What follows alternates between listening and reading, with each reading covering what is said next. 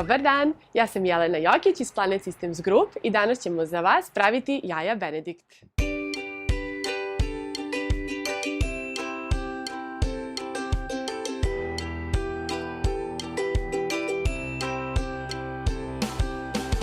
Za početak ćemo da napravimo hollandaise sos.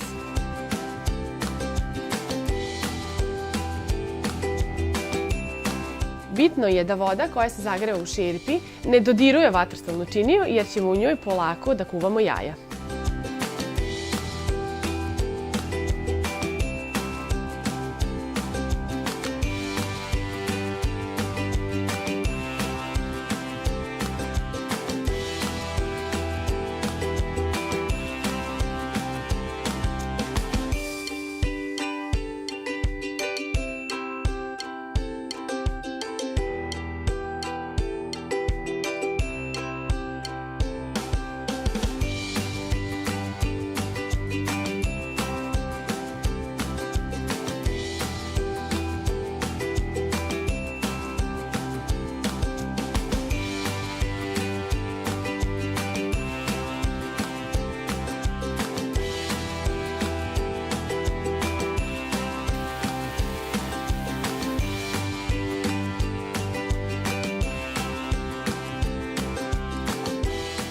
U tiganju kom smo pekli pršutu možemo zagreti hleb.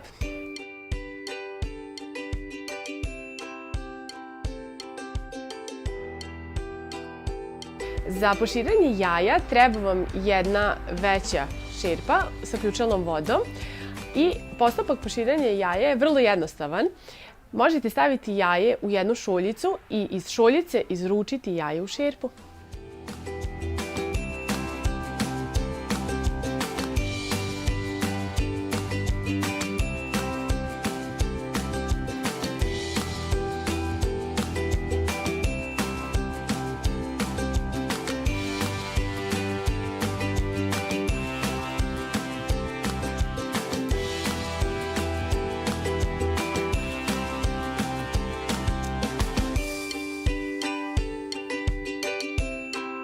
Sada kada su vaše jaja Benedikt gotova, spremni ste za super žurku uz branč sa svojim drugarima.